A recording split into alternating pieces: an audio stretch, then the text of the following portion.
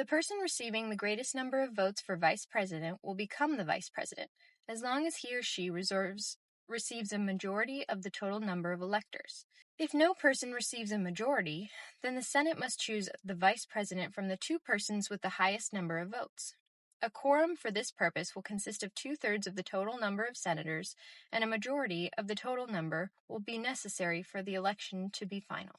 If a person is not eligible under the Constitution to be President of the United States, that person will not be eligible to be Vice President either. Congress may determine the time of choosing the electors and the day on which that they must cast their votes. This day must be the same throughout the United States. To be eligible for the office of President, a person must be a natural-born citizen, or else a citizen at the time this Constitution was adopted. They must also be at least 35 years old and a resident within the United States for 14 years. In case of the removal of the president from office, or of his or her death or resignation, the vice president will become president. Whenever there is a vacancy in the office of the vice president must nominate a new vice president.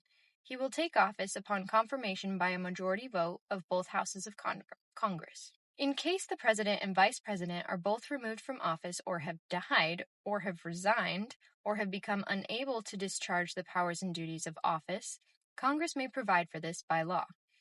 Then this law will determine who will act as president until one of them is able to resume their office, or until a new president is elected. Whenever the president believes that he or she is unable to carry out the powers and duties of office, he or she may send written declaration to the temporary president of the Senate and to the Speaker of the House of Representatives. Until the president sends them a written declaration that he or she has become available again, these powers and duties must be charged by the vice president as acting president. Whenever the vice president and a majority of the cabinet officers agree that the president is unable to discharge the powers and duties of office, they may send their written declaration to the temporary president of the Senate and the Speaker of the House of Representatives. Then the vice president... Alright, the phone ran out of storage, so here we go. Then the vice president must immediately assume the powers and duties as acting president. Parentheses, Congress may change this in the future from the cabinet to some other group that they designate by law.